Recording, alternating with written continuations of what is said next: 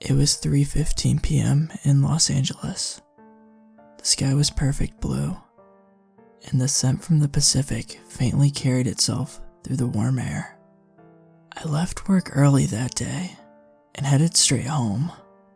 I entered my complex, said hello to the doorman, retrieved my mail from the front counter, then entered the elevator and pressed P for penthouse. I was moving slowly down the narrow hallway when I saw a package sitting outside my door. I stopped in front of it and studied its odd, almost oval shape. It had nothing on it. No address, no stamps, not even my name. Just a misshapen cardboard package. I picked it up and noticed it was extremely light. The cardboard itself weighed more than the contents. I turned it over, and on its bottom, it read, "Letters from the tortured place," in calligraphy. I distinctly remember that for some reason. As I stood outside my door, holding in one hand the oblong-shaped parcel, and staring listlessly out the gigantic stained glass windows overlooking the city, I felt a sense of dread, and when I unlocked the door and stepped into my condo and placed the box, if you could even call it that, on the couch, trying to ignore it, the air inside felt thicker, almost humid. I walked over to the bar and made myself a drink, then hovered over the thing that lay on the couch. I squinted and stared at it, tilting my head, trying to look through it. Simon, my 8-year-old Scottish Terrier at the time, came over to investigate. He sniffed it and let out a whimper.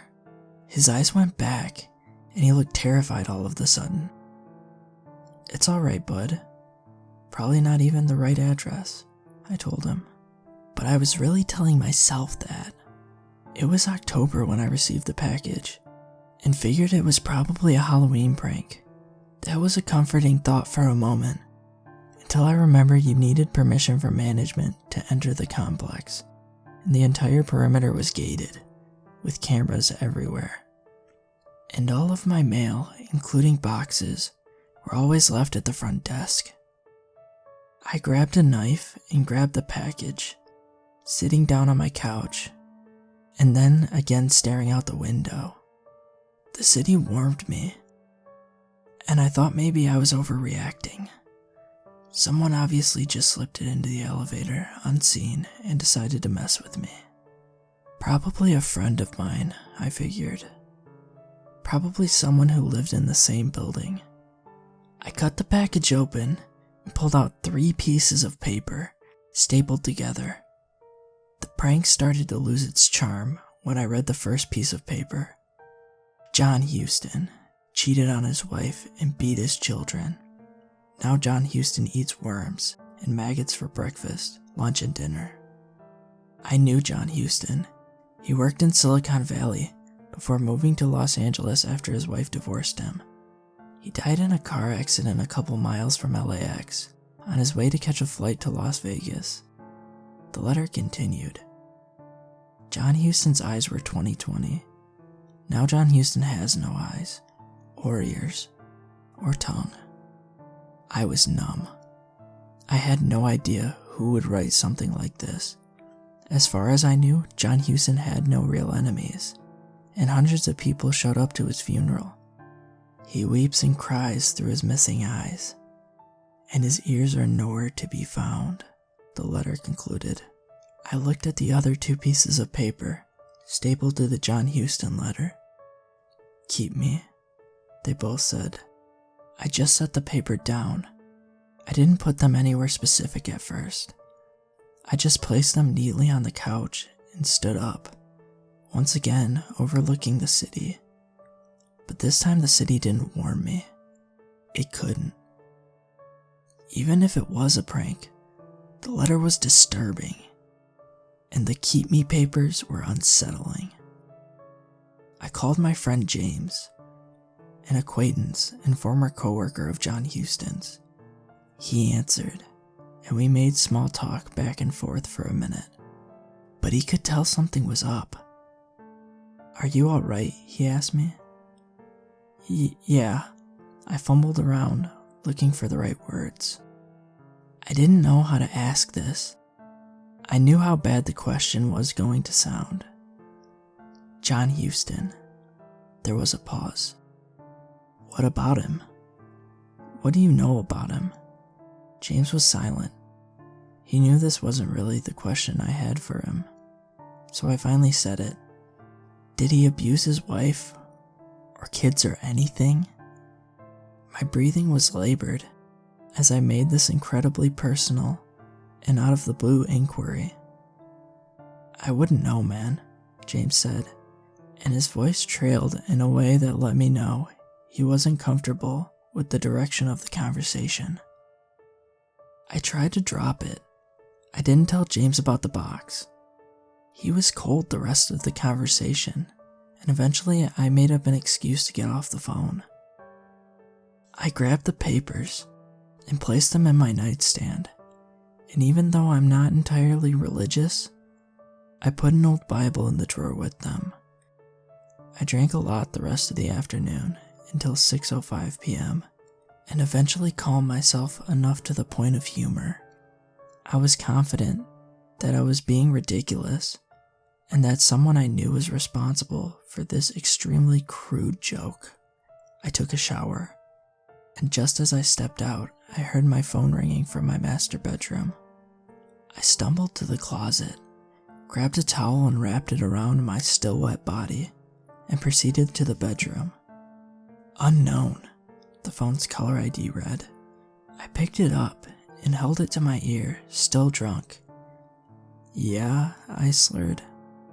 No response, just faint breathing. "Hello?" I said, clearly this time.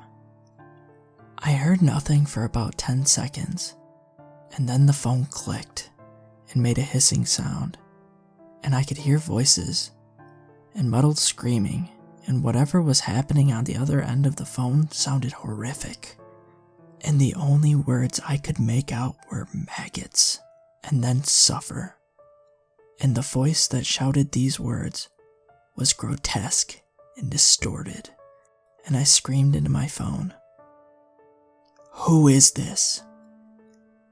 But I got no response. The phone went silent again, and the breathing returned. And when I calmly asked again who I was speaking to, the caller hung up.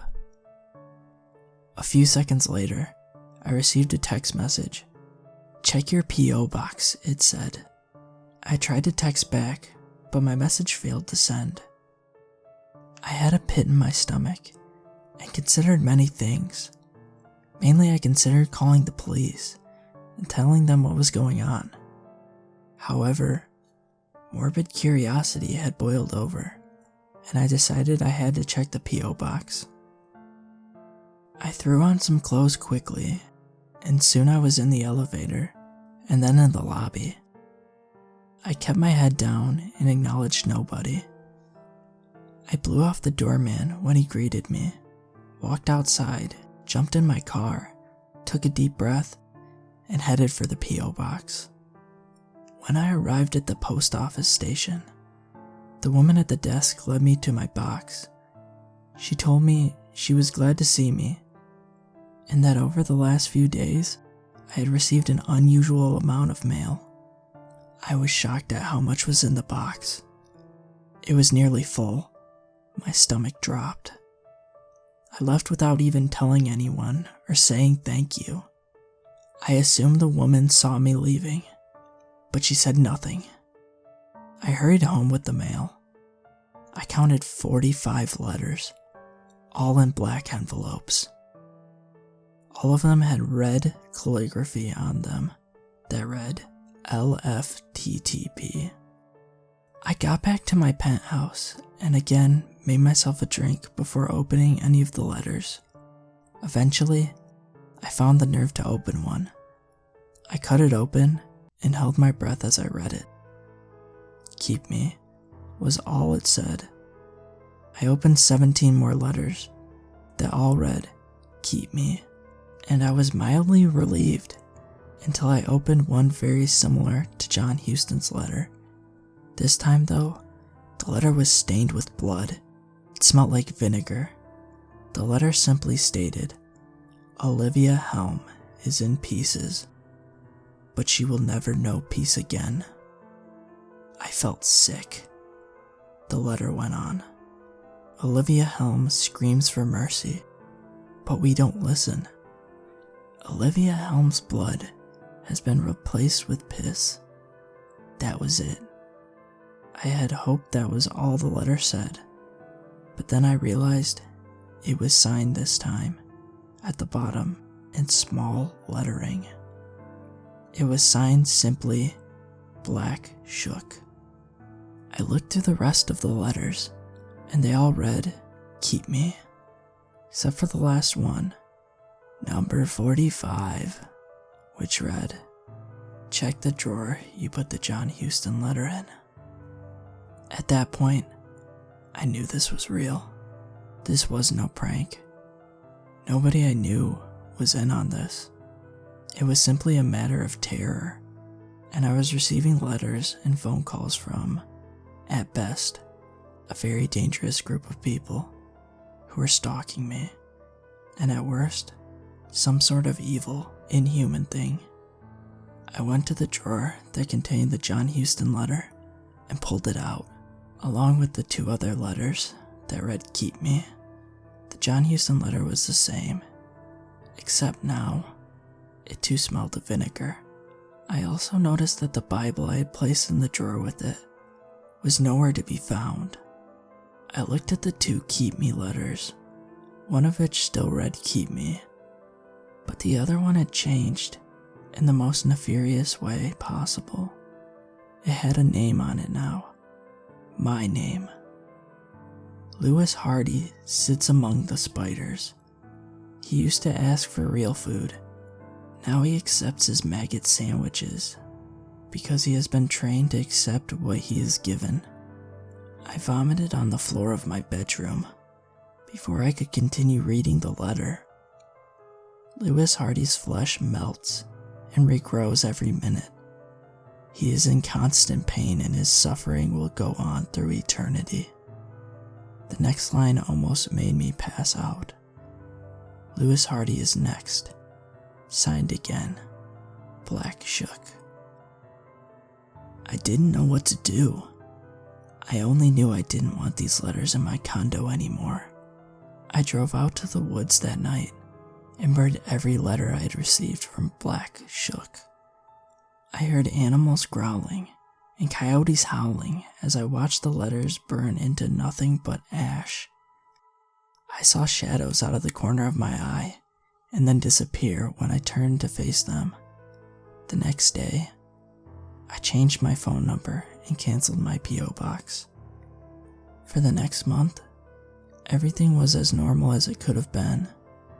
Every day I would come back to the complex and hesitantly ask the person at the desk if I had any new mail waiting for me. And fortunately, every letter during that time was completely benevolent. I was still anticipating the situation to present itself again, and in the back of my mind, I was waiting for Black Shook to reintroduce himself in some horrific way. Sometimes at night, I would wake up in cold sweats, and I could feel my heart skip a beat whenever I received a package I wasn't expecting. One night, driving through Phoenix, Arizona on business, I was listening to the desert winds blowing and then silencing themselves, and I looked up and saw a billboard for a TV show that read, "You can never escape me." I knew it was Black Shook, who wanted me to see the sign. I'm still waiting for his reemergence. The waiting is the worst part. Occasionally I hear his distorted voice telling me that he'll see me soon. I know that eventually, I'll be just another name he uses to scare people into mental anguish until they too suffer the same fate as John Huston, Olivia Helm, and eventually me.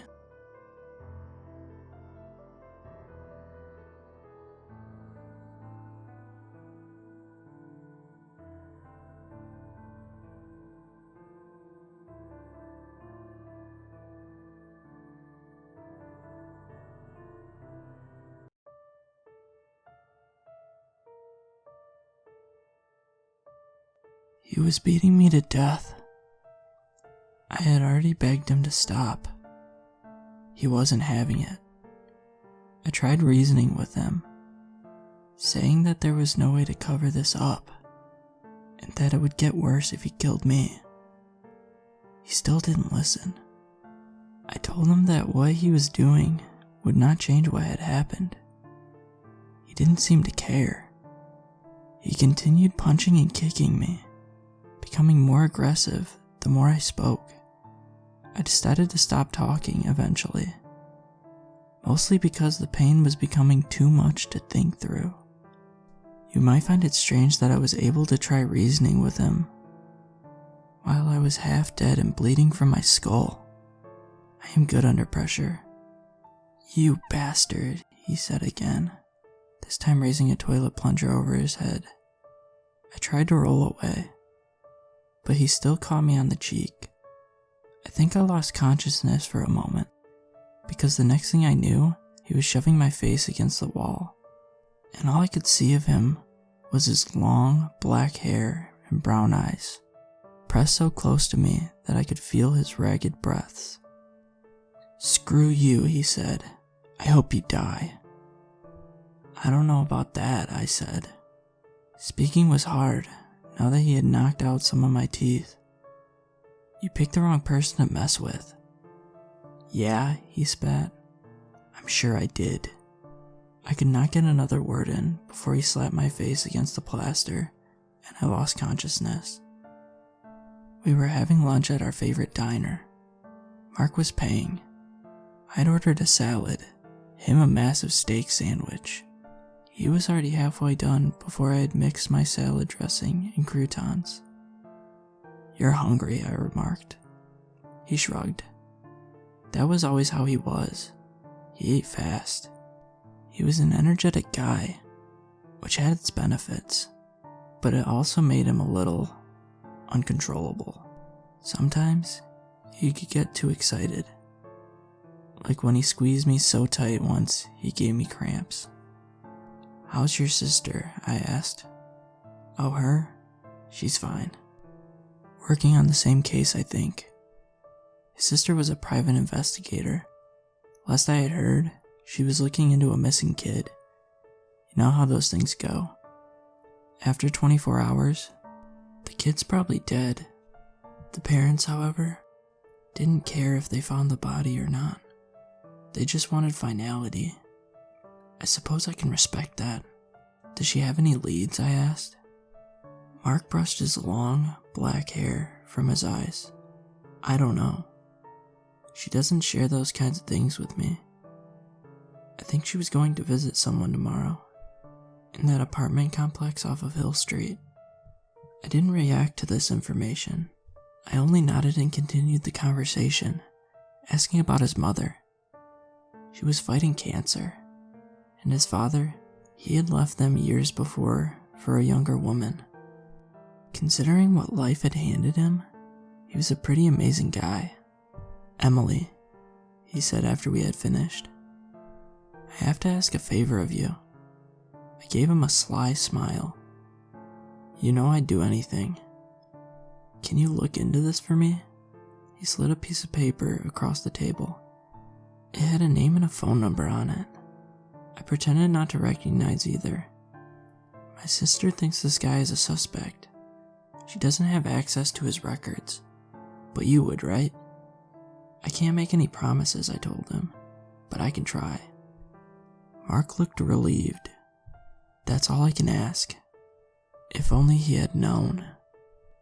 I don't even tell my mother about what I do. I can't. She understands, I think, though she can sometimes be insistent, like she was today. "I just want you to be safe, Emily," she said. "You really can't tell me about what you're doing right now? I heard the FBI was investigating that murder across town. Please tell me you're not involved." "Mom, I work for the CIA, not the FBI." "I know, honey, but I'm just worried. I don't want you being hunted down by some criminal." That was my mom for you. She was the stereotypical overprotective mother. thinking that every case taken by the federal government was mine, that I was always in danger and not hiding behind a computer screen 60 hours a week. In truth, I wasn't, but I couldn't tell her that. As I said, she can't know details about my job. I assured her that I was not working on the murder. I also told her I was in no immediate danger. That would change shortly, though I could not have predicted it. I asked how Dad was. She said he was doing well. He had suffered a stroke in February. He's mostly fine. The doctors called his recovery a miracle, given how severe the ischemia was. I wasn't surprised. He had survived much worse throughout his life. He served with the Marines for 30 years. If that puts it into perspective. My mom told me to be careful again, and I insisted I would be. I was never worried about my safety. In my line of work, no one except your immediate colleagues know your name or your face. You have total anonymity, especially from the public, even from people close to you, like parents or a boyfriend. There's no way around it. What I know is too dangerous to share with anyone else. I consider their safety a top priority. I would never tell them something that might compromise my life or their own. Besides, they do not need to know what I do. No one does, except for those that I work with and the higher-ups that manage us. Which is why I never expected the leak. Mark was having a meltdown. I had come over as soon as he called, dropped the case that I had been working on. He was sobbing on his couch when I let myself in. I didn't bother asking what was wrong. When someone is crying like that, there's no way you can get words out of them until they calm down. When he was able to speak, he told me that it was his sister. She was dead, he told me. What? What happened? She was in a car accident. I don't know what happened. They said that she just swerved off the road, and she was rammed by a truck. Mark, I didn't know what to say, so I just held him. And he continued crying. I have some experience with these things. I've seen a lot of people suffer. I try to keep myself disconnected from it all, because sympathizing with each person makes it impossible to stay sane. This time, however, I couldn't help it. He was my boyfriend. How could I not feel his pain after knowing him so intimately for 2 years? At some point, a police officer came by to chat. I don't remember the conversation. I gave Mark some privacy when the officer arrived. He didn't talk to me afterward, so I left. I think he needed some alone time. I was waiting for the bus with a colleague. Sometimes, it was not a good idea to use a car. Too traceable. I suppose you might think that a camera or something might pick up near a bus stop or on the bus itself, but you'd be wrong. In my town, the only security cameras are in gas stations and banks. You sure you're up for it? Joe said. His real name was not Joe. I guess that should be obvious. I can't use real names when I post this kind of stuff to the public. Nothing's too hard for me, I said. And that was the truth. You don't have to act, though. This has gotta be hard. Boss offered to assign someone else you know, and I volunteered. So you did. He scratched his salt and pepper goatee. You trying to prove something? What do you think? His silence itself was an answer. He joined me on the bus. We took it to a rundown neighborhood on the outskirts of town. There wasn't much to see. Only a junkyard and some foreclosed property. The perfect spot to discuss business. When we got off, he led me to the meeting place where 2 other men in suits were already waiting. They had guns sitting next to them. What is said here cannot be shared with others, one man said. "This is a secret mission." I rolled my eyes. "What is this? Some sort of spy movie?" He stared at me, and I was intimidated despite the sunglasses. He tapped on his gun. "You won't betray our trust, I hope." "No," I said. "Not me. You can trust me totally." I must have sounded scared, but maybe that was expected. He nodded, and they got down to business. Mark and I were lying in bed. He was running his hand on my back. He told me he loved me. I said the same, because what else is there to say? I did love him, I think. I loved him physically for sure. He was attractive, and we were very compatible sexually. He was also a good guy, the kind that you read about doing random acts of kindness. Did I mention that he works at a homeless shelter in his spare time? That on top of being a financial advisor and answering calls at all other hours of the day. I would never want to hurt him. Please remember that. I just didn't have a choice. See, I care about my family more than Mark. You might think I'm heartless. Family, though, is more important than anything. Even a boyfriend. I did care for him, though. I did all I could to shield him from the truth. I sympathized even when he was trying to kill me. If I had been able to avoid what had happened, I would have. Truth was, if it hadn't been me, it would have been someone else. There was no way to stop it. That's why I did it myself. I made sure there would be no mistakes, that he would never know, that he would think it was a simple accident and not deliberate. I'm not sure where the mistake was made. I only knew that when I stepped inside his house, that I had messed up, because that's when he punched me in the throat. The car was a Mercedes C-Class, a 2019 model. It was expensive. Not the kind of car you would expect a middle-class single woman to own. I knew how she had obtained it. That was none of my concern, though it was some justification for what I was doing. Not that I needed any. I got orders and I followed them. That's how my job works. It's how everyone's job works, unless you're a CEO or self-employed. I had done this before. The bomb was compact and undetectable. It would certainly not be found within the wreckage. Hopefully you understand that I can't reveal more details. It didn't take long to hook up. Still, every second I spent in that parking lot was a risk. If someone spotted me, they might come over and investigate, and then I'd have another problem to clean up. Better to leave no strings attached. Besides, I couldn't kill someone in broad daylight. I'd have to come up with another explanation.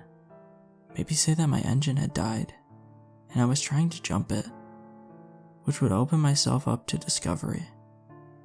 As it turned out, Joanna came out when I was finishing up. She wasn't looking in my direction, thankfully. She stood by the entrance and read something on her phone. The second I saw her, I panicked.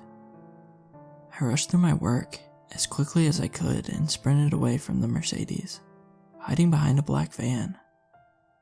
Maybe that's where I made the mistake. Whatever I did to reveal myself didn't compromise the mission, at least. That much is certain, but I did screw myself. Now that Mark knows, he will have told someone else, and that someone else will start to investigate. When they do, they might find things that are unsuitable for the public. I won't be alive for much longer. That's why I have to risk everything and made this post. I did leave out some details because they have threatened my family. I also care about my colleagues who are innocent in all of this and do not deserve to die. If they find out anything, it'll be about me and Joe and the two men that I met with. The rest of it is untraceable. Or maybe it isn't, because I thought the bomb couldn't be found either. In any case, my fate is sealed. Who knows? By the time you read this, I might already be dead.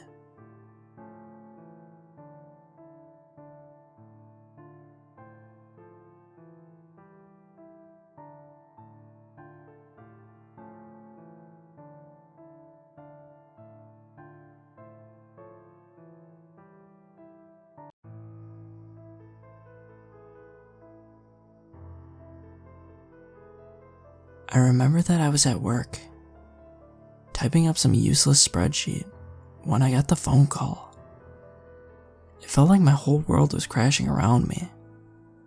My beloved Granny, the one who would sing me to sleep when I was scared, the one who always had a warm hug and a plate full of cookies at the ready when my parents fought, the one who loved me unconditionally, was diagnosed with Alzheimer's. The next few weeks after were torturous. With every passing day, she got worse. Even the most easy tasks seemed draining and tiresome for her. It soon became a chore to get her to eat or drink anything. Slowly, she began to waste away. Not just physically, but also in spirit. The mischievous gleam in her eyes was gone, and her eyes now seemed empty and lifeless. It always felt like I was talking to a hollow shell of a person. But the worst thing was, she began to forget who I was. She still knew the quiet little boy she so dearly loved, but didn't connect him with the man who would visit daily and leave notes around the house. Sometimes, she would ask me where that little boy was, and why he would never come around to visit anymore. Whenever I would try to tell her, she would block me out and continue as if it never happened. Every single time I saw her, another crack would form inside my heart until I couldn't take it anymore. I'm ashamed to say this, but it felt better when I could just pretend Granny was the same woman who would sing me to sleep when I was scared, and always had warm hugs and a plate full of cookies at the ready whenever my parents fought and loved me unconditionally. I knew somewhere in her gray, dull eyes she was the same. It was too hard though. It was too hard to hear her repeat the same couple of sentences. It was too hard to see her clothes hanging off her frail, almost skeletal frame. It was too hard knowing it was irreversible and would only get worse. So I hired a nurse, Beth, to look after her full time. I gradually stopped visiting daily, instead opting to visit only once a month. It was during one of those last visits I first heard about the girl. For those 2 hours I spent with her, the girl under the stairs was all she could talk about. The stairs in Granny's house were small, very narrow, and way too dangerous for an 80-year-old woman. That's why I turned the old dining room into a bedroom and put notes all over the house to remind her to never try to go up them, in case Beth wasn't there. Underneath the stairs was nothing but an old, stained wall. We have these lovely conversations, you see. I think you'd quite like her. She's awful nice, Granny would say. Of course, I assumed that this was just another cruel effect of the Alzheimer's, so I just brushed it off.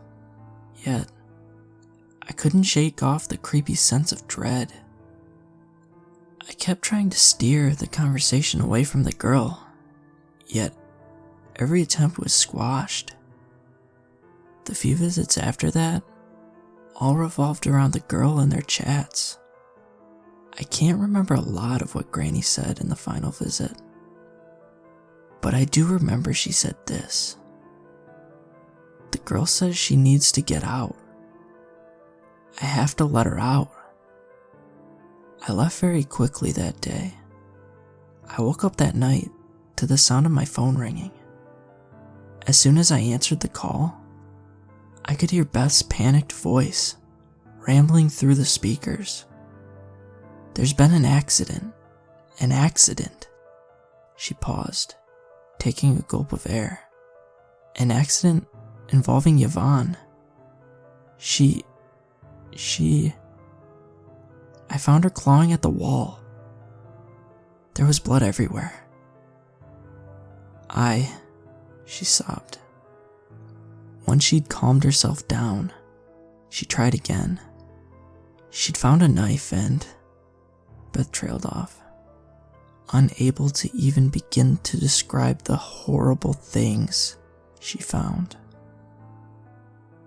I don't know when Beth or I hung up, or even how I managed to get in the car and drive over. But I do know that the small house that Granny had since I was a child was surrounded with police cars. I do know that for years they were still puzzling over what happened to Granny. I do know that Beth witnessed Granny tearing her own heart out after leaving a little message on the wall underneath the stairs in blood.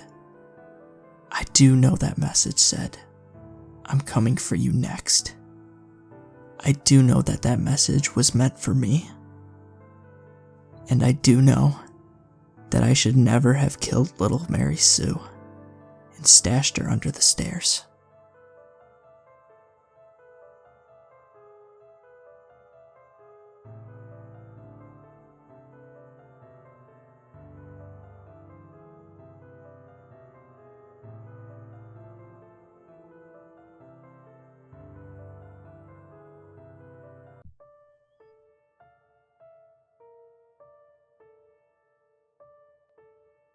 Chinese food has always been a favorite of mine. There's nothing else quite like it. The combination of flavors and dishes are beyond unique. While I try not to eat it too often, I do love to treat myself to it about once a month at the most. A few months ago, it had seemed like forever since I brought home the iconic white containers with the red pagoda and matching letters on it.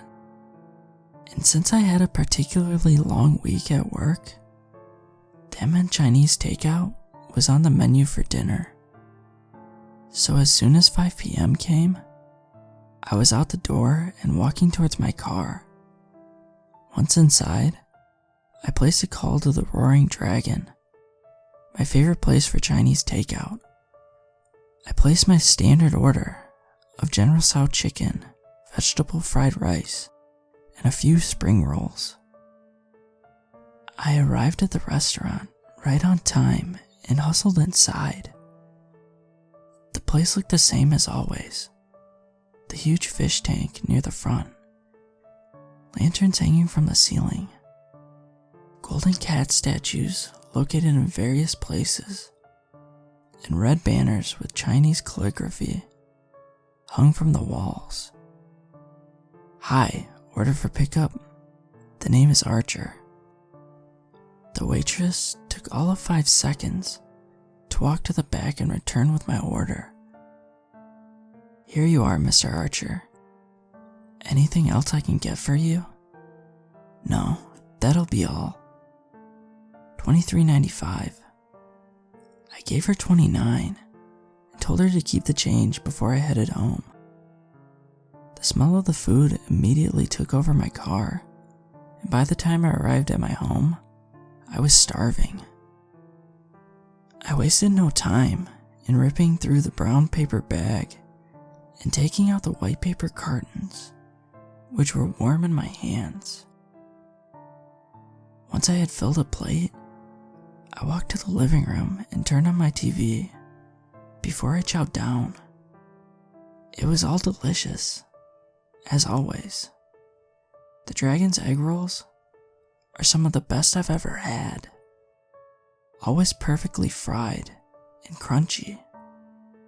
they go good with any kind of sauce, from mustard to duck sauce. After I'd cleaned my plate, I walked back to the kitchen and cracked open a fortune cookie.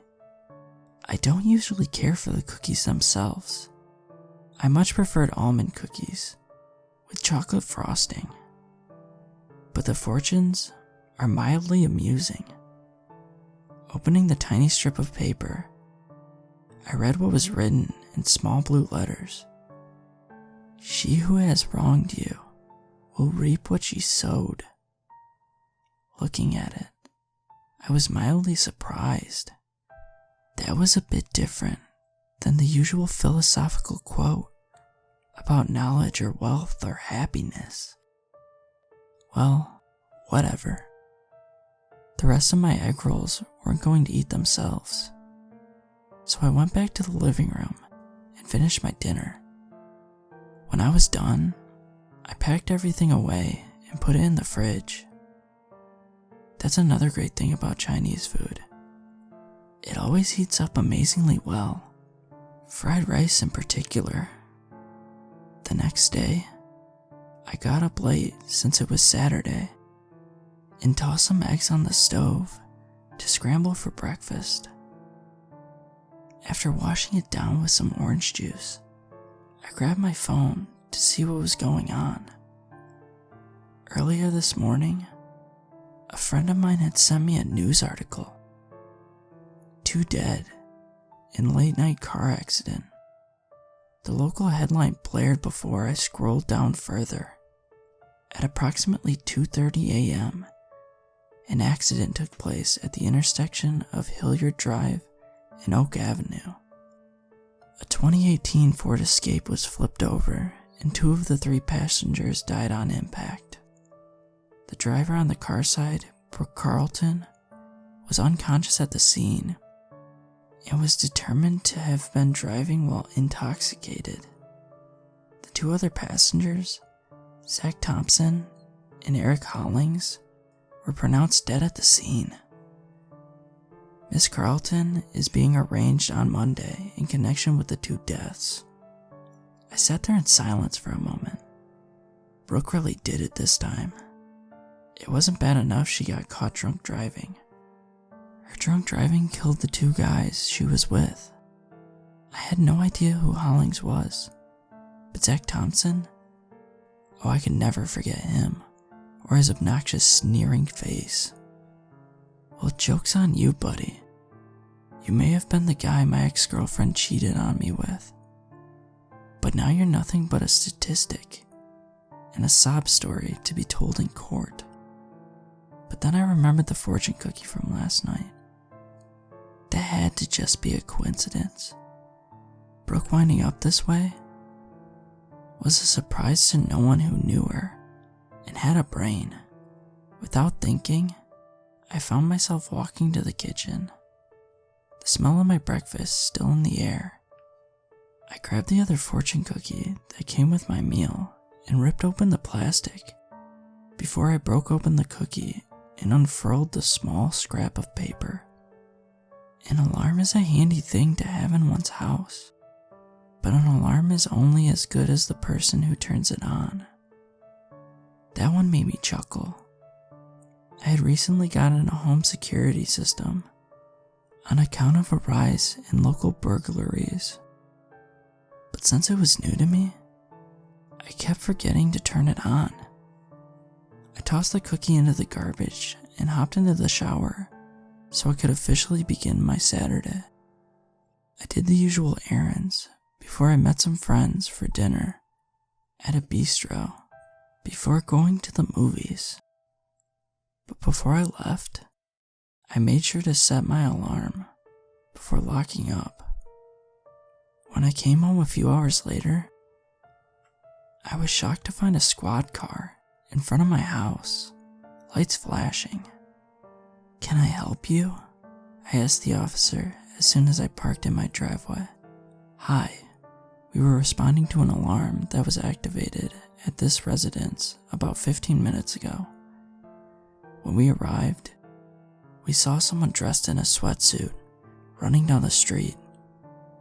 Then we did a quick check, and it looks like he was in the middle of breaking in through the front door when the alarm went off. We did a quick check of the perimeter, and it looks like everything else is shut. I also checked your front door, which is still working as it should be. You'll want to do a quick check and make sure everything is accounted for. But apart from that, you should be okay. Let us know if you need anything else. Thank you so much. You have a good night now. I did as recommended, and everything was indeed accounted for. But I sat at the kitchen table and stared at the fortune from earlier. This couldn't be happening. It had to be a coincidence. Out of all the thousands of fortune cookies that get handed out each day, some were bound to be accurate. Even a broken clock is right twice a day. To get my mind off it, I spent the rest of the evening watching The Crown on Netflix before going to bed. When I woke up the following day, I managed to have a normal afternoon. I didn't think too much about the weird coincidences. The work week followed in the same fashion, and I carried on as usual. But something began to nag at me. What would happen if I got another fortune cookie? Maybe I would actually get the winning numbers to the lottery. What could it hurt? All that had happened so far is what it had predicted. My train wreck of an ex-girlfriend would meet a sticky end, and having a home security system is no good if you don't turn it on. Not exactly stretches of the imagination. So that meant Thursday night's dinner was Chinese. This time, my order from the Roaring Dragon was orange chicken, white rice, and crab rangoons. They have the best crab rangoons I've ever had in my life. I paid for my order and brought the food home. The usually short drive now seemed to take an eternity. But in what was a first for me, I ignored the food and went straight for the fortune cookie, wasting no time ripping through the wrapper and cookie before staring at the fortune in my now sweaty hands. Beware. People who wear red, they are up to no good. I stared down at the fortune in disbelief. What the hell did that mean? That didn't even make sense. How was I supposed to beware of people who wear red? You pass people who wear that every day. I myself wear it regularly. But then I remembered there was another fortune in there. So I grabbed the other cookie and tore through it. Someone with the drawing of a tiger will try to kill you. I just stared down at the paper in disbelief. This was definitely not funny anymore. I don't know what I was thinking. Tossing the fortune aside, I grabbed the food I'd ordered and headed towards the TV. The next few days came and went, and before too long, my mind was on to other matters. Besides weird utterances concealed inside cookies. That's the great thing about life. No matter what happens, time marches on and eventually you move on to other things. One night when I went out with an old college friend, I met this girl he knew in passing. Isabel was stunning. Beautiful hazel eyes, long black hair, and perfect skin. It had been a long time since I had been truly interested in someone, and I was very happy that we hit it off. We made plans to go to dinner at this fancy Italian place, and when the night came, I was both super excited and super nervous. I picked her up right on time, and we had a lot of fun at dinner. Then I drove her back to her house, and we hung out for a while. Eventually, Isabel told me she wanted to change into something more comfortable, and she came back looking great in a red t-shirt and shorts. But after the initial thought of how good she looked, my brain flashed to the fortune about someone wearing red. I tried to brush it away, but the memory wasn't going anywhere. "You look great," I offered with a smile. "Thanks," she said before cuddling up next to me. After sitting there for a while, she leaned back and I noticed for the first time she had a tattoo on her back, just beneath her neck. "You never said you had a tattoo," I said teasingly. "I do. Maybe if you're lucky, I'll show the whole thing to you." "The whole thing?" "Yeah, it takes up most of all of my back." "That's hardcore." We didn't say anything else after that, and after a little while, I noticed she had nodded off. When she shifted in her sleep, her shirt hitched up, and I got a good look at the splash of color across her back. It was a huge picture of a roaring tiger. My jaw must hit the floor. No, it couldn't be. Well, one way or another, it was time to leave because she was asleep. I made a hasty note on a scrap piece of paper that I had a great time, and I left because she nodded off, and I'd talk to her soon. On the drive home, my mind was messy. What was I supposed to do? Almost without thinking, I realized I was a bit hungry, and the Roaring Dragon was open late. But when I picked up my order of egg drop soup and sweet and sour chicken, I didn't even wait to get home to open the fortune cookie. "The basement of a house is where the secrets are," said the first one.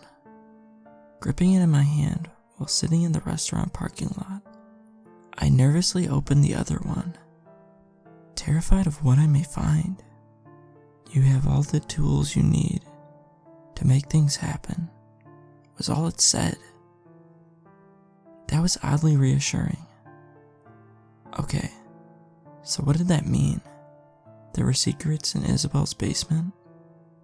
Right on cue, my phone rang, and it was Isabel herself.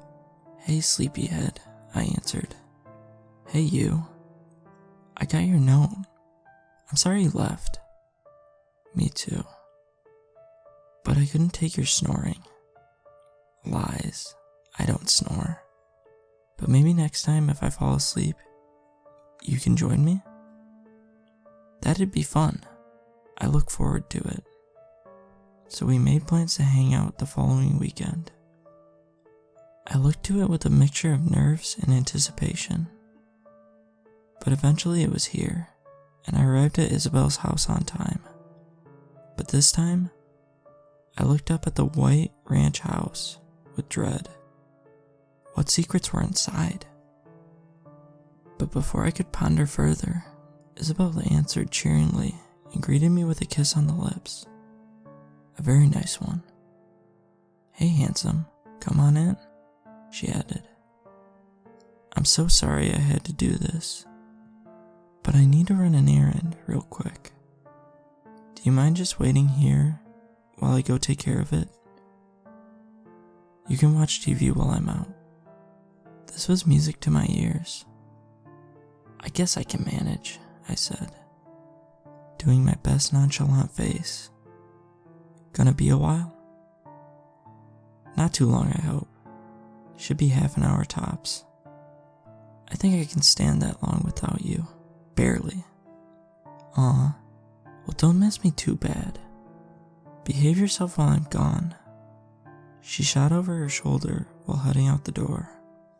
"Never," I joked back as I heard her close the door and start to the car. When I saw it pull down the road, I knew it was safe to do what I came here for. I made a beeline for the basement door and opened it, peering down into the darkness below. After flipping the switch at the top of the stairs, I descended the creaky stairs down into the messy basement. I glanced around, unsure of where to begin.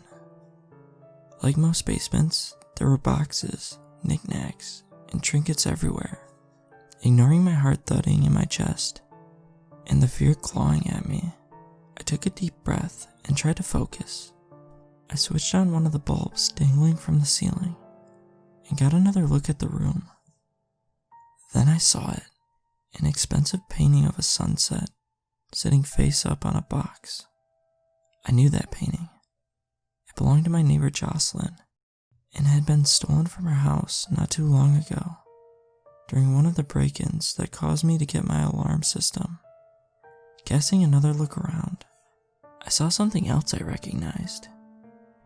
An antique silver tea set, which had once sit in the dining room of James Cutler, who lived on the street from me.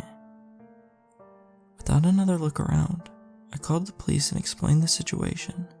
For good measure, I referred to the response to the attempted break-in at my residence, so they knew the situation. The police were here before Isabel arrived home, and boy did she get a surprise. After muttering a few lame excuses, they took her in for questioning, and eventually the full story came out that she had helped participate in the break-ins. But the worst part was what they were planning to do. Break-ins were the least of the things Isabel had participated in, as she turned out to be wanted in connection with several missing person cases from out of state. She eventually admitted that she and several others were planning to kidnap several people from well-off families and hold them for ransom. I was one of those people. The matter is currently a legal mess, but Isabel and several of her associates are now in jail. Once I was free to go, I headed home when I realized I hadn't ate all day. With a wry laugh, I decided that nothing else but Chinese food would be fitting. When I picked up my regular order of General Tso chicken, fried rice, and spring rolls, I paid for it with a $100 bill and told them to keep the change. The expression on the woman's face was priceless. Without waiting for a reaction, I headed back to my car to see what fortune was in store this time. This time, there was just a single cookie.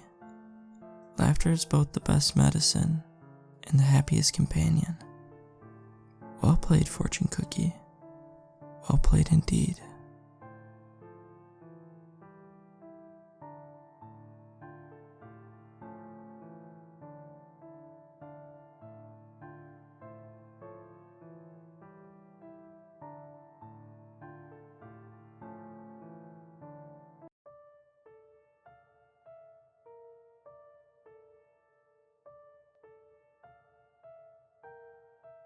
I was home alone one night, back in 2009. My parents were out on their weekly date nights. One of those, I had one too many at dinner and passed out in the movie theater kind of dates. Anyways, I had just returned from my afternoon jog. Being a hot August day, I had worked up quite a sweat on my run, so I decided to take a cold shower and clean up a bit. My house doesn't have air conditioning. It was quite stuffed up, so I decided to open up a few windows to circulate airflow within the house. I can remember opening a window in the kitchen, 2 windows in the living room across from each other, and 1 window in the basement. I knew I was going to spend my evening down there watching movies since it was much colder. I had my shower, got dressed and went downstairs to make myself some dinner. I took my dinner down to the basement and flicked on Netflix to start my binge-filled night of new shows. I do not recall falling asleep, but I must have passed out not long after eating my food and lying down. When I woke up, it was dark outside. The only light being cast into the basement was from a dimly lit TV screen. It was now freezing in the basement. I could feel a cold breeze circulating the room from having the window open for too long. I got up and walked over to the light switch that was located at the bottom of the stairs. I closed the window, then went back to turn off the TV, grab my dishes, and head upstairs. When I got upstairs, all the lights were off, indicating that my parents were still not home from their date. I cleaned the dishes, put them in the dishwasher, and closed the window above the sink. Just before I went to go up to my room for the night, I remembered that the windows in the living room were still open. I walked over to close one of the windows by the TV, then over to the next, which was located by the front of the porch. I noticed that my mom's vase and fake flowers were knocked off the table in front of the window, and the flowers were sprawled out across the floor. I didn't think much of it at the time. Maybe there was a strong breeze and the curtains had tipped it over. I closed the window and started picking up the flowers. As I was cleaning, I heard a faint, squeaky sound. What I could only imagine was a door handle being twisted. I listened as hard as possible. Following the squeak of the handle was a creak in the hallway floors upstairs. A pain shot from my stomach to my chest and I froze. What seemed like an eternity of being bent over, and my one hand holding the vase and the other clutching the flowers. I slowly stood up. I looked out the front window to check the driveway for my parents' car, hoping it was one of them upstairs. The driveway was empty. My heart sank. I quickly but quietly put the vase and flowers down on the table, silently began walking over to the bottom of the stairs to look up. As I got closer to the stairs, I heard 2 more creaks on the floor, which caused me to stop dead in my tracks. I waited, listening. Nothing. I was now only a few steps from the stairs. I took those last few steps and put one hand on the railing. I peeked around the corner and only saw darkness. I didn't know what to do. Do I flick on the lights and let the potential intruder in my house know that I'm coming upstairs? Do I leave and go to a friend's house? Do I call my parents? Do I grow a pair and just go upstairs? I decided to turn my phone on silent and go to the kitchen to text my dad, making sure I was close to the back door for an easy getaway. He said, "It's an old house. It's just settling after a really hot day." I told him about the sound of the door handle twisting. He just assumed there was an open window upstairs, and the wind was knocking the door against the frame. Was that it? Could it just be a window that was left open? I felt a huge chunk of my anxiety start to fade after talking with my dad, so I decided to grab a glass of water and head on up to bed. I flicked on the lights for the stairs and started making my way up, but slowly, a tiny knot in my stomach from before. I got to the top of the stairs and noticed that all of the doors were wide open, except for mine. My parents' room and spare bedroom were on the left, and the den and my room were on the right, with the bathroom at the end of the hallway. Though as my dad had predicted, my door was cracked, just enough that the breeze could make it hit the frame. It being as hot as it was today, it wasn't usual for my mom to open all of the doors and windows upstairs. I exhaled a sigh of relief, now fully confident that my dad was right. I turned on the light to my room, did a quick look around, and walked over to the nightstand to put my water beside my laptop. then went off to the bathroom to get ready for bed. As I lay in my bed trying to get sleepy, I was watching my favorite reruns of Seinfeld on my laptop. Then out of nowhere, I heard a sound of something slowly scraping my closet door. I quickly flicked on the light beside my bed. My closet door was cracked open, ever so slightly. Questions started racing through my head. Was it open the whole time? Was it closed when I came in? I was positive that it was closed when I came in. Before I even had time to rationalize my thoughts, I heard the most disturbing, creepy, quiet, sinister laugh I've ever heard in my life. No horror movie could ever replicate that sound I just heard. As soon as I slid my laptop off my legs, the closet door burst open, and someone was standing in my closet. My clothes were partially covering their body and face. I looked closer, and there was the most sickly, palest, dirtiest woman I had ever seen. For the split second that I saw her in horror, the image was burned into my brain forever. She had no shoes on her disgusting, dirt-stained feet. Her skin was sickeningly white, with cuts, and dried blood from her face, down her arms, all the way to her legs.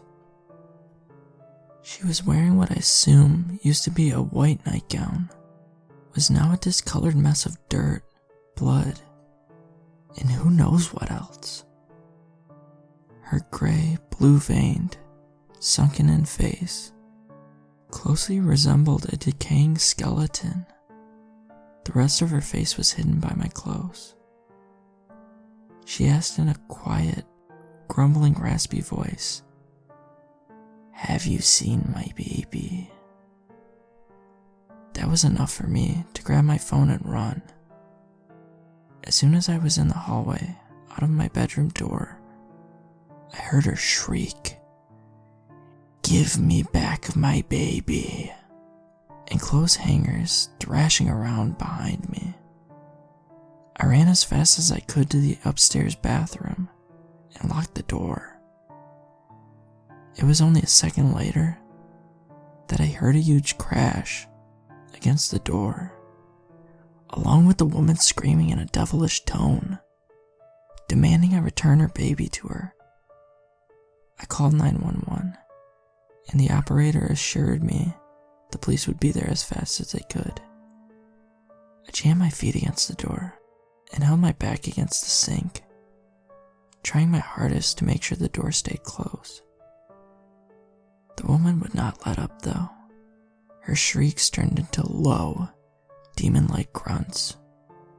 Her banging on the door turned into heavy, bodily blows. With what seemed like an eternity, I heard a heavenly sound. I heard the police call out that they were entering the residence. I yelled at the top of my lungs that I was upstairs. All I could hear next was a mixed commotion of the officers yelling at the woman, growling. The officers ended up pepper spraying the woman, and it took 3 of them to be able to force her to the ground. She was yelling in a possessed-like state the entire time. I did not come out of the bathroom until the cops assured me she was out of the house. The cops told me that she was likely on drugs or an escaped mental patient from the next county over. I tried telling them that she sounded like she was possessed or something, but they chalked it up to the woman just needing medication.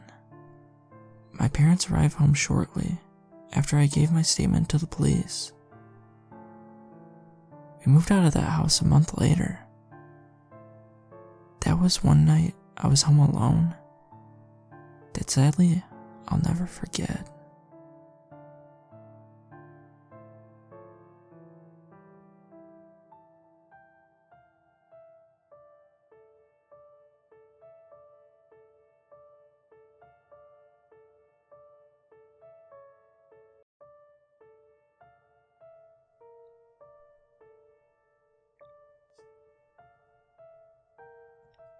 Late one night, long after my family had been sent home, the crooked lady staggered alongside my hospital bed, moving the way you'd expect someone with a broken spine and shattered legs to.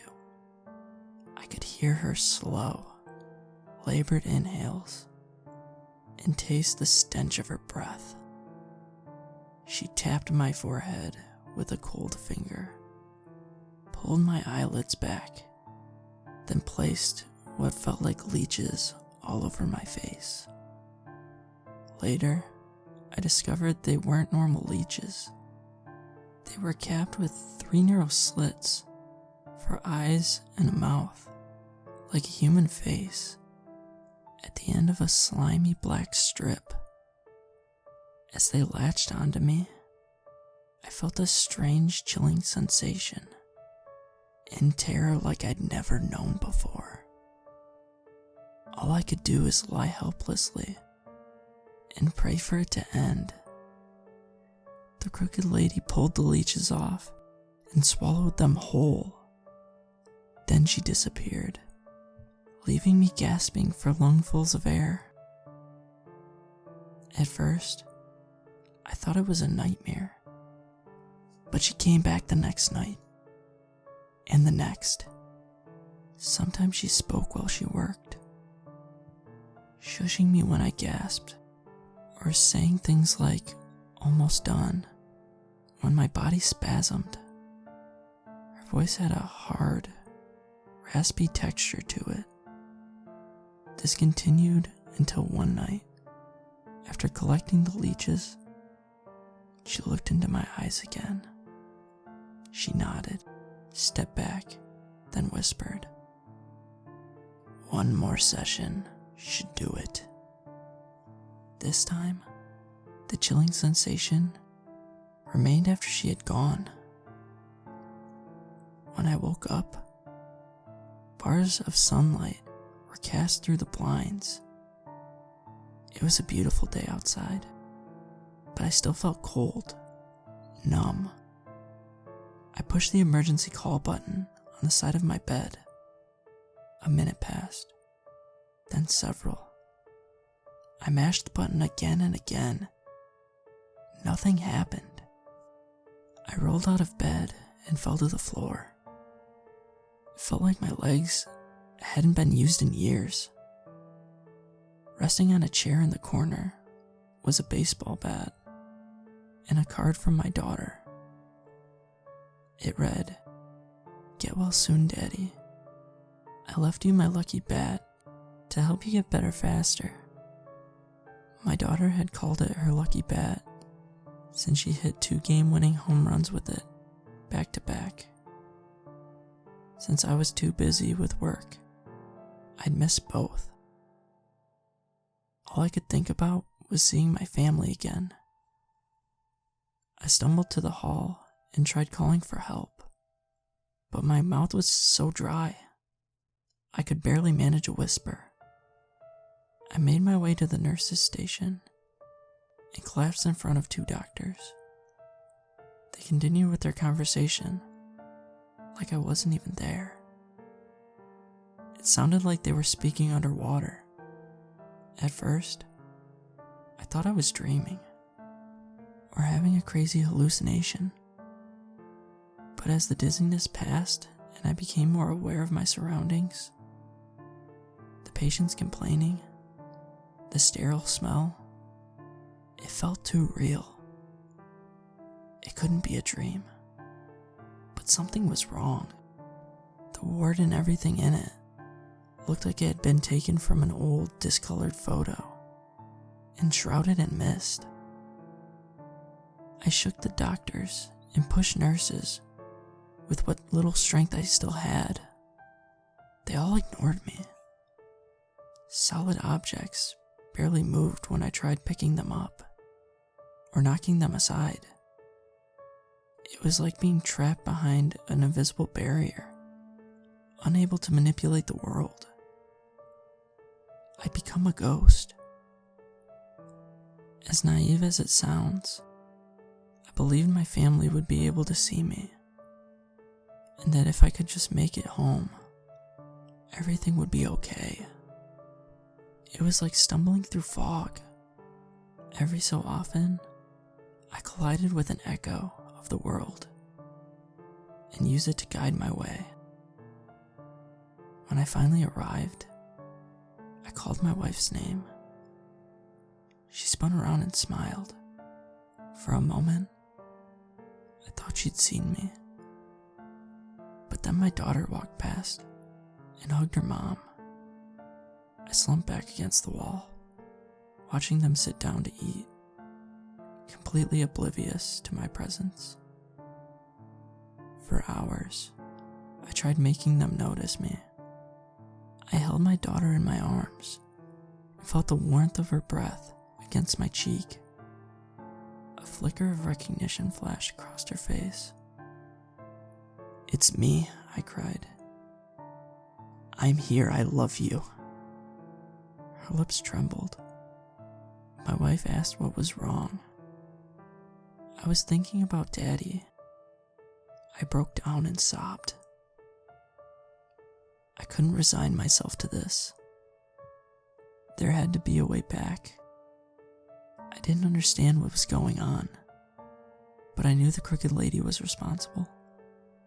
If she stayed true to her word, she'd be paying me one last visit. Perhaps there was a way to undo whatever she's done.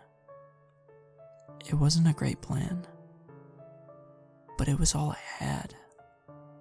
I took one last look around the house, memorizing every detail. I kissed my daughter on the forehead and said, "I love you." She shivered as a tear ran down her cheek. I made my way back to the hospital and waited. Hours passed.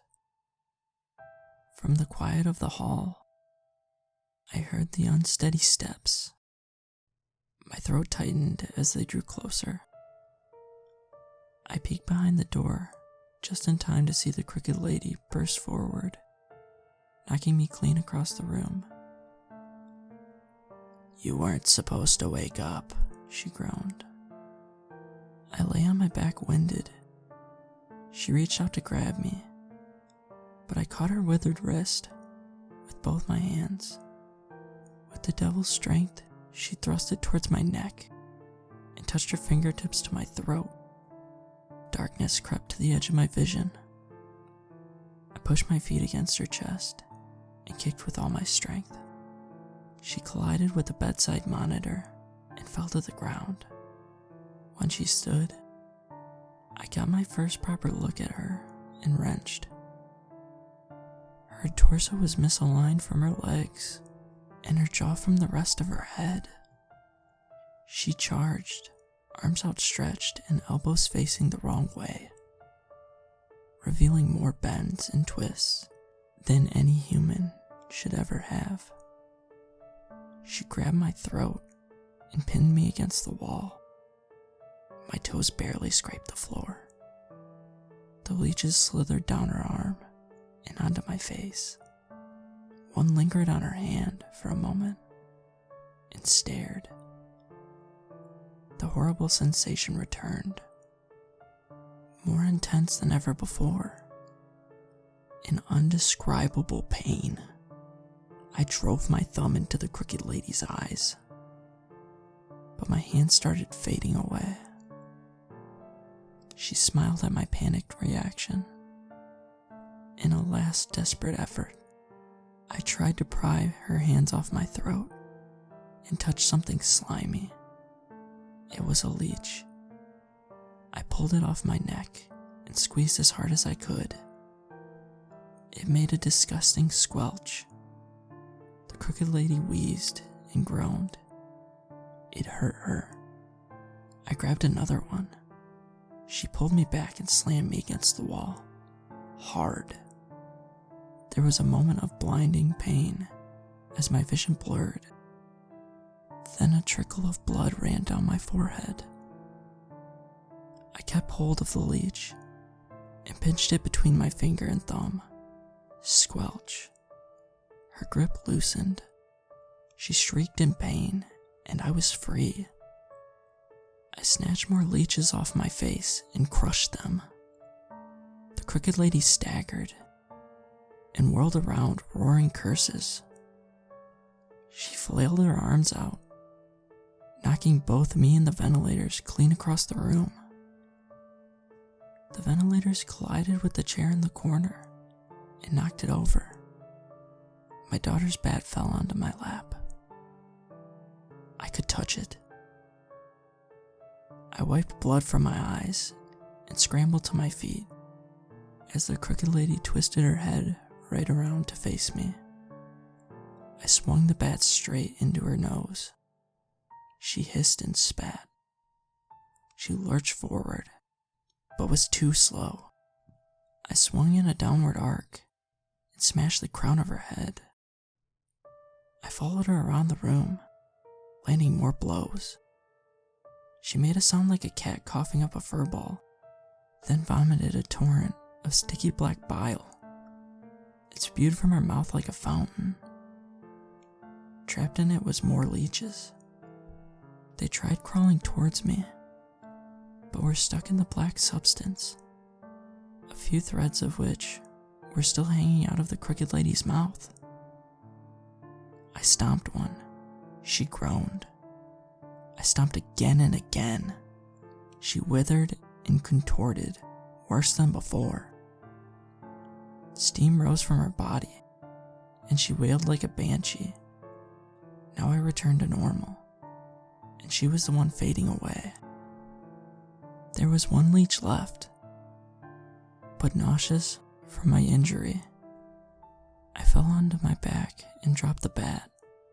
A hospital light spun above my head. The crooked lady crawled on top of me and raised a hand to my throat one last time. I fumbled for the last leech and found it and squeezed. The last thing I remember was a nurse running into the room. When I woke up, my family was by my side. After a tearful reunion, a doctor walked in with a furrowed brow. He wanted to know how I'd managed to wake up from a coma, split my head open, and trashed the room, all without being noticed. For a moment, I considered telling him the whole ordeal, but decided against it. So far as I can tell, they'd found no traces of the crooked lady. I played dumb, told them I couldn't remember a thing. They blamed it on the coma. When the nurse said it was time to get some rest, my daughter gave me one last hug. She squeezed so hard I couldn't breathe, but I didn't complain. I thanked her for leaving her lucky bat and told her I was sorry for missing her games, and promised it would never happen again.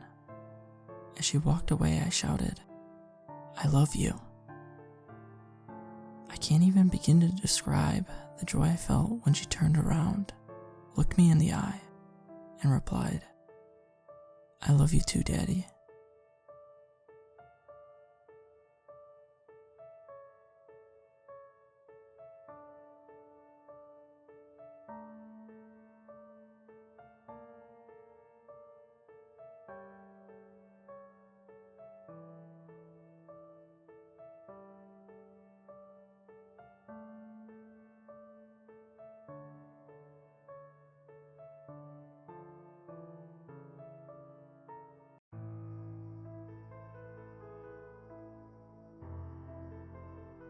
They weren't the best neighbors, I said, taking a quick sip of coffee.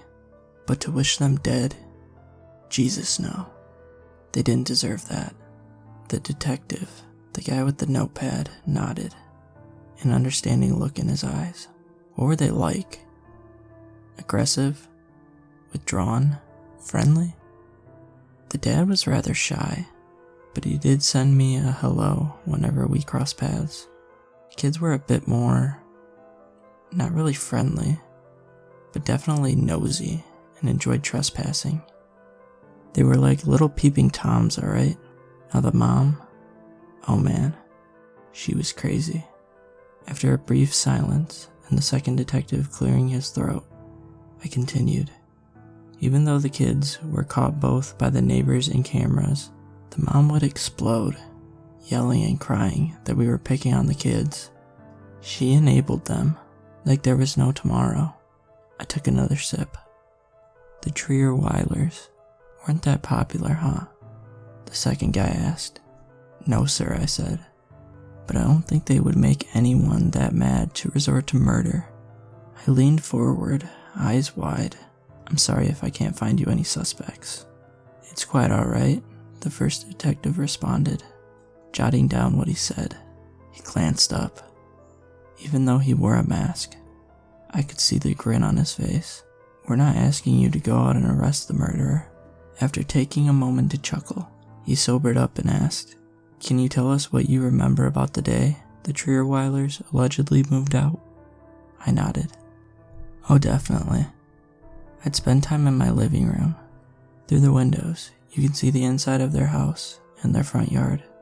And I remember seeing the moving truck and men wearing overalls, moving the boxes. They worked for several hours, and I had an appointment at the dentist. When I came back, the truck was gone, and I didn't see the kids, mom or dad. Do you know if they were actually moving? The second guy asked. I scratched my head. I actually don't know. You'd think there'd be a sign up in front, or people coming in to look at the house. But I saw nothing. I'm pretty observant, so I would have noticed that kind of activity. Thank you for your time, the first guy said. Finishing what he was writing, he got out of his chair and handed me his business card. If you remember anything else, please call us. If we need any more information, we'll contact you. Of course, I said, getting up from my chair as well and escorting the detectives to the front door. Take care. When they climbed into their car and drove off, I closed the door and groaned. It was such a pain to have to deal with this. I remember the first day the Treierweiler family moved in. I had been in the house for a year and woke up one day to see a for sale sign being taken down. And a few days later, a moving truck pulled up in front of the house. Like many others who could see the house, we hovered by our windows, watching with bored curiosity on who the new family would be. When the heavy boxes started becoming smaller, I stepped out of the house and wandered over to the property line, calling a greeting to the family. I felt a little hurt when only the father, Richard Treierweiler, only gave me one little nod. The children, the 3 boys, were already inside, but the mom, Diana Treierweiler, refused to look my way. I chalked it up to them having to do a lot of work, having a lot of stress on moving, and not wanting to deal with nosy strangers. But after a month of them living in the neighborhood, I started to feel offended and stopped trying to be friendly. I was not the only one who grew offended at the cold shoulder treatment. Even the grouchy couple who didn't interact with the rest of the neighborhood grew upset that no one in the family even gave them a passing glance. The kids must have grown bolder after 3 months. One early morning, I was in the kitchen making coffee and nearly dropped the ground coffee upon seeing a little boy's face in my kitchen window, staring at me with huge eyes. I had been looking down at the coffee maker and noticed movement in the window. When I looked up, I hadn't been expecting the little boy to be in the window. Then, later that day, Elena, a young woman, came to me in a huff. Despite the 2 of us being different genders and different backgrounds, we were friendly and trusted each other. Those damn brats, she shouted. I was doing yoga in my living room, in my yoga pants and sports bra, and turned to see those kids spying on me. She tugged on her hair, threatening to pull it out. Yeah, I said. Wincing and forcibly removing her hands from her hair, I found one of the boys peeking into my window too. The Johnsons also found the youngest boy snooping through their backyard, Elena continued, scowling at me. Digging up their flowers. God, I hate families like that. If I harassed my neighbors like that, my father would have sent me to the moon. Ditto, I said. Unfortunately, with the kids out of their shells, so too was Miss Treierweiler. one of our neighbors 2 blocks down had stormed up to the house, a death grip on the older boy's arm. "Get out here!" The man yelled at their house, and Miss Trueweiler stormed out. "What the hell are you doing to my son?" she had shrieked, running up to the man. "Unhand him. I'll call the police." "Do it," the man hollered, shoving the boy forward. "I caught this boy throwing rocks at my dog. I have the incident on camera." Miss Trueweiler absolutely lost it and started berating the man for accusing her precious son of trying to harm an animal. As expected, she called the police to try and get the man in trouble.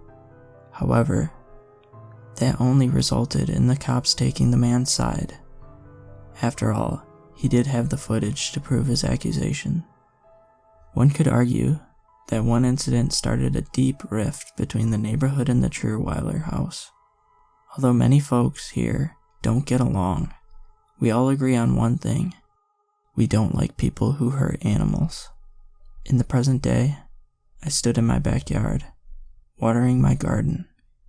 However, my attention would drift to the backyard on the other side of my fence.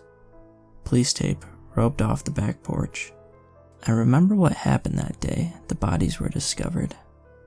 After the Trueweilers had moved away, a new family, 2 women with a baby girl, had moved in.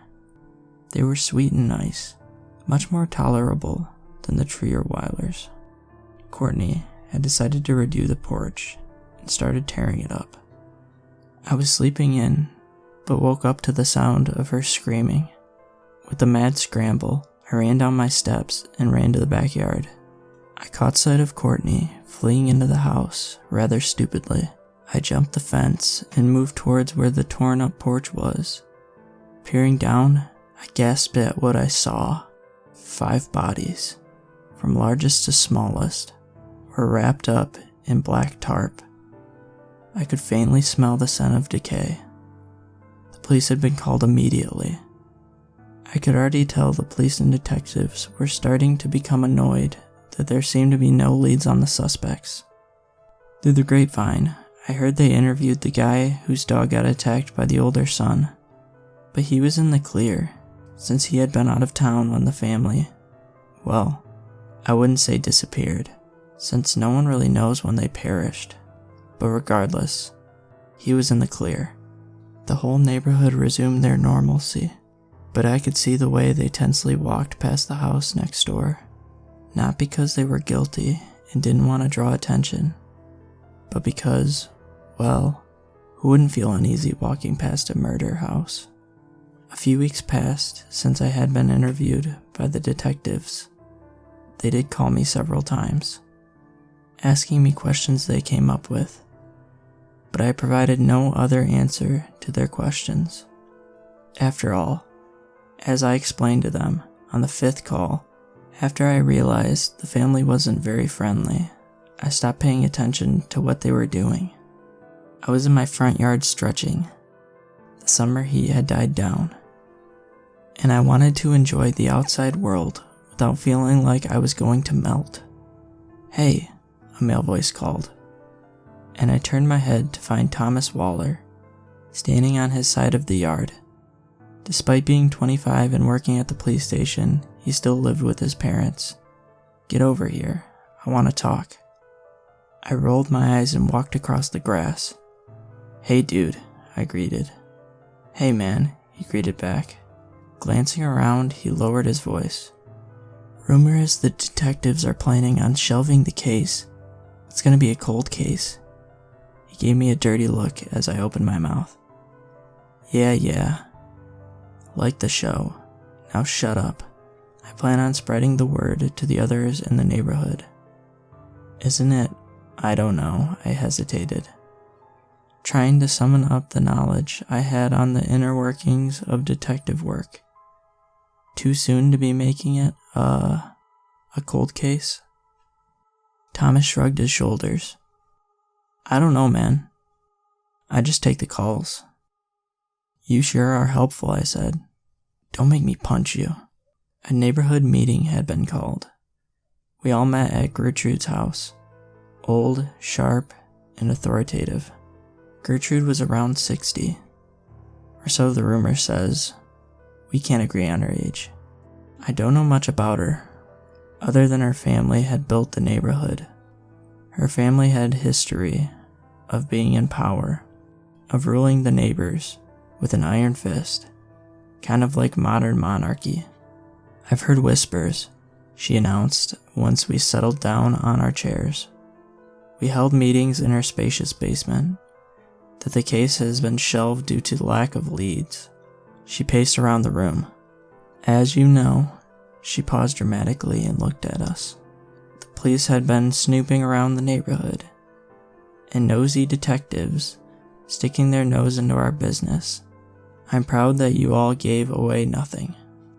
What was there to give away? Someone joked.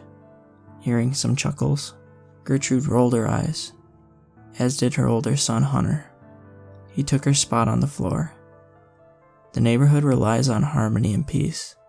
Had the Trierweilers been decent, they wouldn't have perished. But due to their actions, they had to be dealt with. Elena raised her hand. Hey, what did you do to the family's belongings? I could tell her eagerness, that she was hoping to get her hands on some stuff. We donated their clothes to those in need, Hunter said. As for the furniture, we shipped that to an organization across the pond. They need that furniture for poor families. As for the personal belongings that are unique, we destroyed them.